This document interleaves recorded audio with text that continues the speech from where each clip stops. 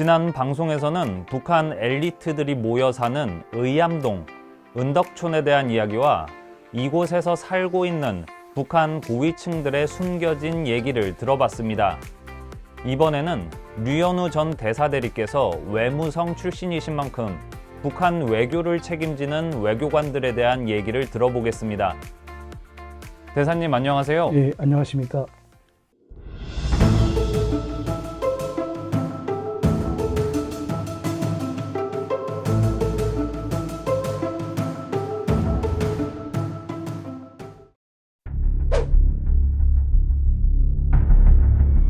우리 국무위원장 동지께서 미국에서 하는 이 미국식 대사법에 대해서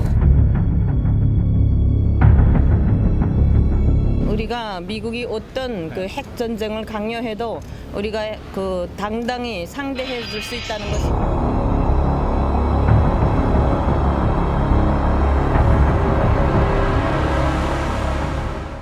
네. 대사님, 요즘에 북한 인사들 가운데서 특히 좀 잘 알려진 인사가 최선희 외무상인데요. 아무래도 여성의 입장에서 외무성의 책임자까지 그 자리까지 올라간 만큼 이에 대한 좀 관심들이 높은 것 같은데 외무성 내에서 최선희의 평가 이런 부분 좀 어땠나요? 최선희는 아주 대인 관계가 원활한, 다시 말해서 간부들과의 인맥 관리를 아주 잘하는 그런 여성으로 되어 있어요. 농질도 잘해요. 예, 그런 정도로 이제 유머러스하고 그런 여성임에도 불구하고 이제 아무래도 평가 기준은 사람마다 다 다르지 않습니까? 또 이 최선희가 말을 거침없이 하거든요. 그러다 나니까 아주 터프하다. 그리고 또 뭐 좀 까다롭다, 까칠하다. 이런 말을 들을 수 있다고 보는데 어쨌든 총체적으로 제가 총평을 내린다면 제가 느꼈던 그 최선희의 인물평은 아주 똑똑한, 스마트한 여성이다라고 말씀드릴 수 있겠습니다. 북한 외무상으로 여성이 됐다는 거는 이거 자체가 상당히 이례적인 거 아닌가요?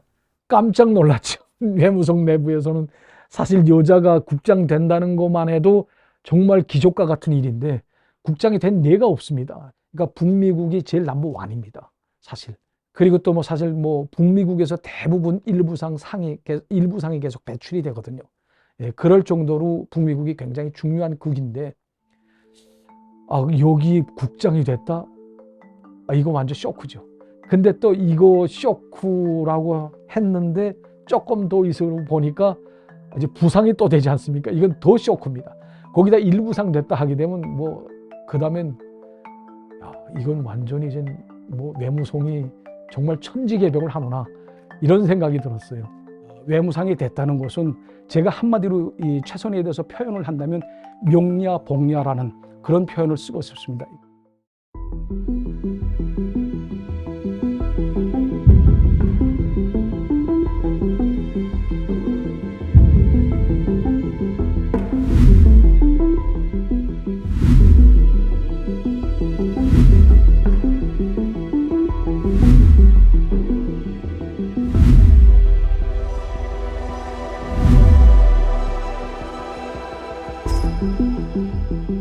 어떻게 그 짧은 시간 안에 최선희가 외무상으로 올라갈 수 있었다고 생각을 하세요?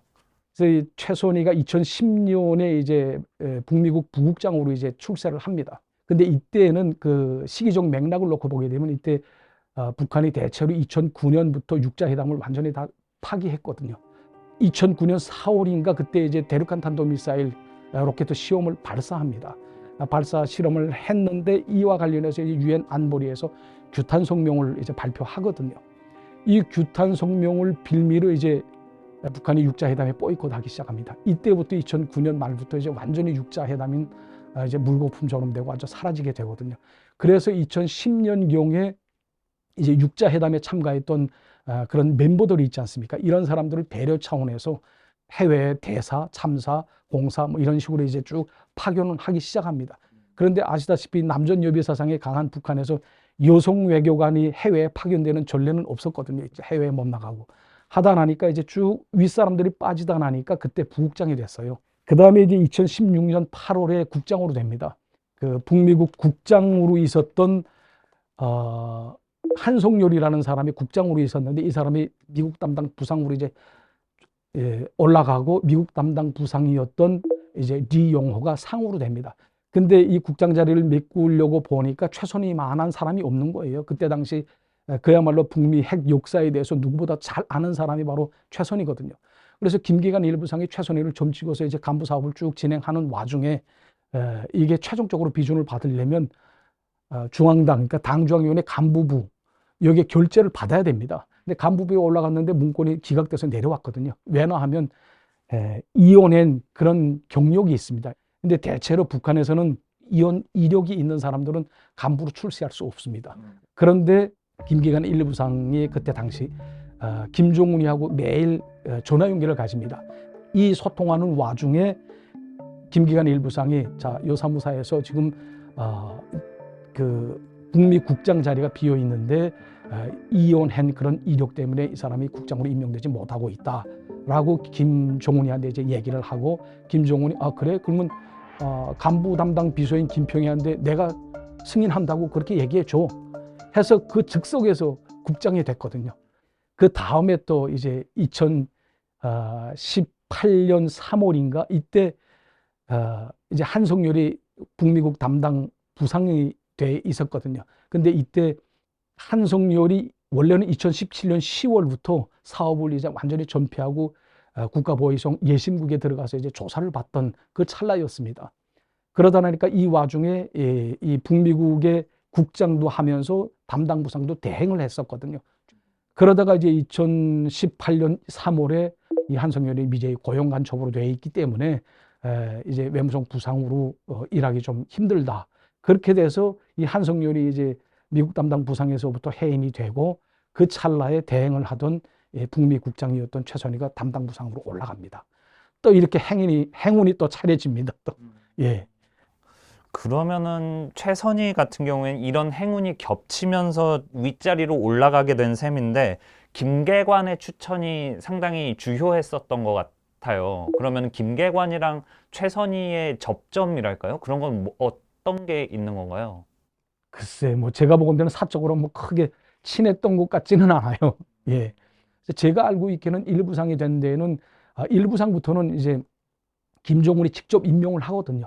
그러니까 일부상이라는 그 자리가 어떤 자리냐면 김종훈의 외교 책사로서 김종훈의 그 모든 외교 정책을 보좌해주는 비서관 그런 역할을 하면서도 북한의 국가 외교 전반을 총괄하는 그런 막중한 자리입니다. 우선 첫 번째로 김종훈의 신뢰도가 제일 높았고 그 다음에 두 번째로는 한 가지 변수가 또 있었습니다. 그때 당시 그 시기에 김기관 일부상이 대체로 이렇게 좀 다리 통증 때문에 굉장히 아팠습니다. 무슨 행사라든가 뭐 파티라든가 이런 데 이제 참가하게 되면 김종훈이 김기관 일부상을 찾으면서 이렇게 손으로 손짓하면서 오라고 한대요. 근데 갈 때 보면 딱 걸음마 떼는 아가처럼 아장아장 걸어서 간다고 하더라고요. 그럴 정도로 이렇게 다리 관절이 굉장히 아마 안 좋았던 모양입니다. 그래서 이 사람이 2019년 3월인가 4월 그쯤에서 이제 하노이 회담 이후에 김기관 일부상이 고문으로 그러니까 뒤로 물러로 서면서 기본 1선의 일부상 자리를 이제 최선희를 추천을 한 거죠. 그리고 또 뭐 2022년이든가 6월 달에 그때 리선건이 외무상 하다가 이제 통전부장으로 가지 않습니까? 그렇게 가면서 또 이제 외무상 자리가 비지 않았어요. 하다 나니까 이제 외무성 일부상에서 또 외무상으로 올라가는 그런 게 또 있었습니다. 그러니까 이제 쭉 보게 되면 솔직히 운칠기삼이라고 운이 한 7알이에요. 그 운도 좋아야 됩니다. 예.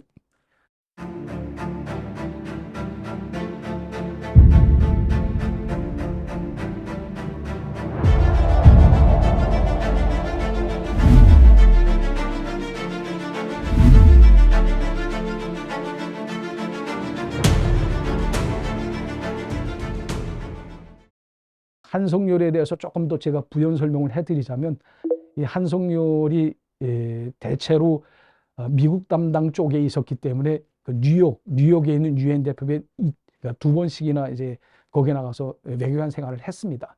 이 과정에 이제 재미교포들하고 아무래도 이렇게 연계가 좀 많이 이루어지지 않습니까? 그렇게 돼서 이 재미교포들로부터 좀 돈을 받고 자기 딸 학비를 좀 보장했던 것 같아요. 근데 이 돈이 소위 검은 돈이었다. 이런 거로 해가지고 지금 미제의 고용 간첩으로 해서 이제 2019년 1월에 처형됩니다. 그러면은 북한 당국이 한성열의 혐의에 대해서 미제 고용 간첩이라고 했는데, 그럼 북한 당국이 이렇게 밝힌 한성열의 혐의는 진짜라고 보세요? 어느 정도 신뢰할 수 있다고 볼 수 있을까요? 신뢰하는 게 2019년 1월에 외무성 사람들 뭐 사용장에 가서 다 외무성 사람들이 가서 직접 사용하는 모습을 보고 왔습니다. 죄목에 대해서 쭉 다 얘기를 하고 그 다음에 또 총사를 하거든요. 이 한성열이라는 사람이 가정적으로 놓고 보게 되면 림춘추라는 항일투사가 있습니다. 림춘추 사위거든요. 이 림춘추라는 사람은 김일성하고 빨치산 동료입니다. 김종일이 후계자로 이제 추천을 하는데 후계자로 이제 옹립하는데 일조했고, 또 김일성하고도 빨치산 동료고 국가 부주석을 했고 한 사람인데 그 사람의 자식들을 모함해 가지고 보위부에서 죽인다? 이거는 그때의 이 사람을 모함할 필요가 있겠습니까? 다른 사람이라면 뭐 이렇게 뭐 할 수는 있어요. 하지만 한성열이 자체가 조금 그런 배경이 뒷배가 있기 때문에 이렇게 망탕 처리하기는 조금 어려웠을 겁니다.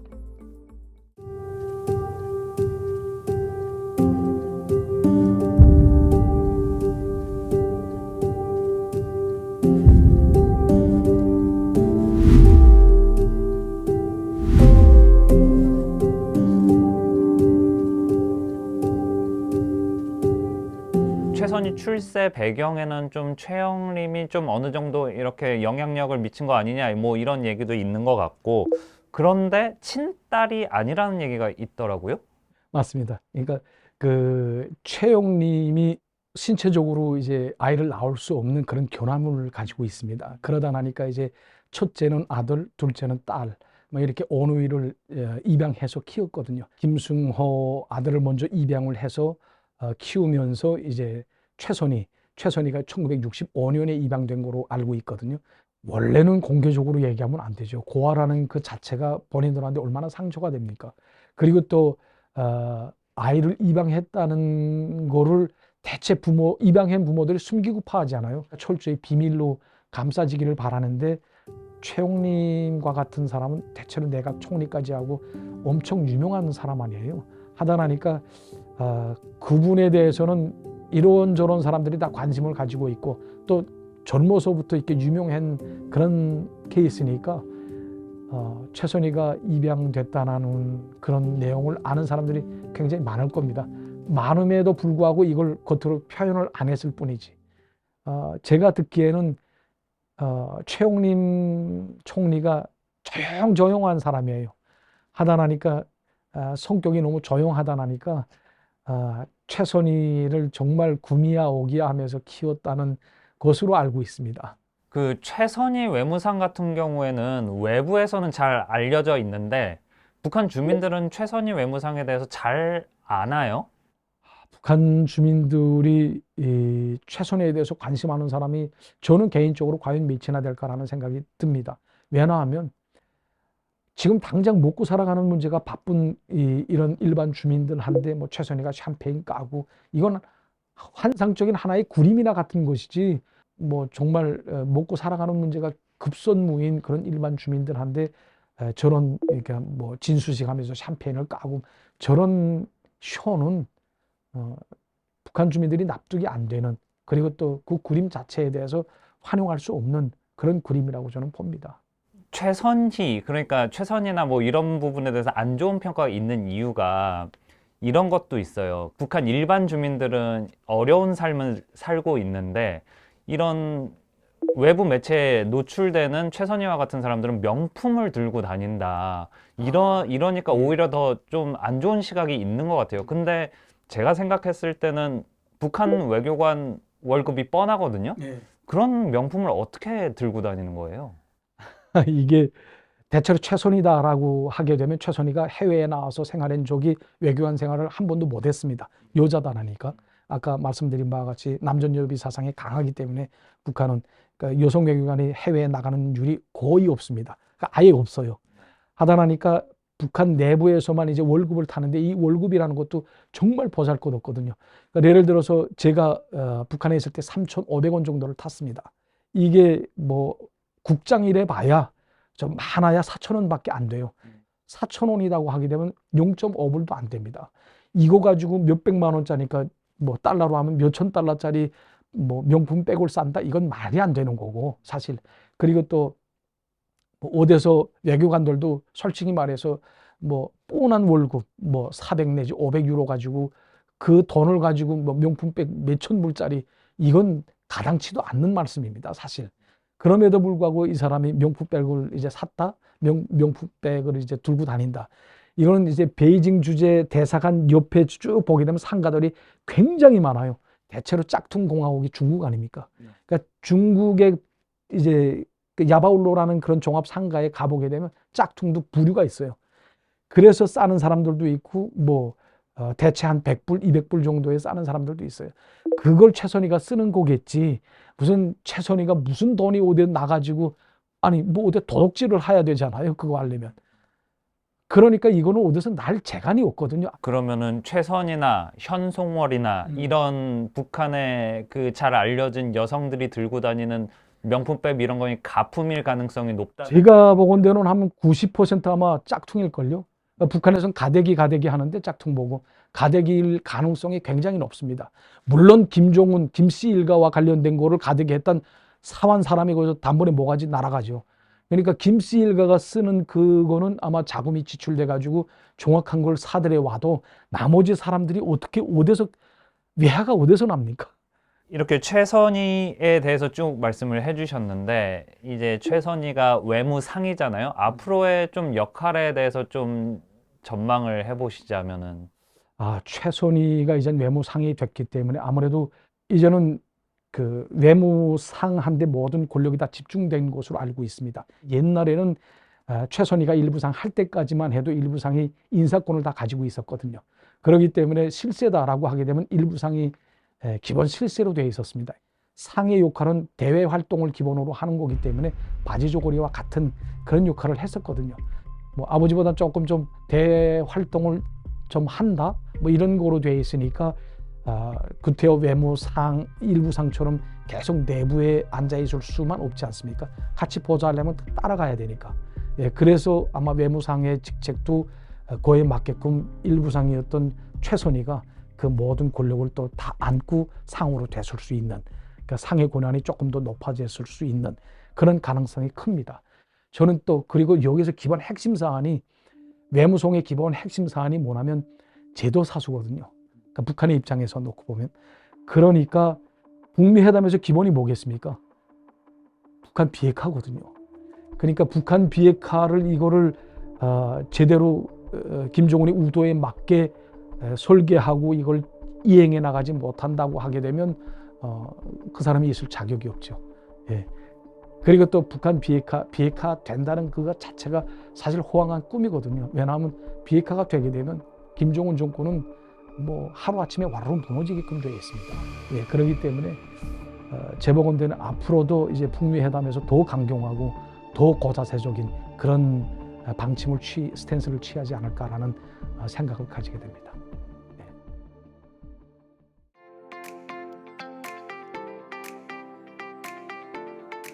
네, 오늘은 류전 대사 대리로부터 최선희와 관련된 얘기 들어봤습니다. 그럼 다음 시간에 다시 뵙겠습니다. 감사합니다.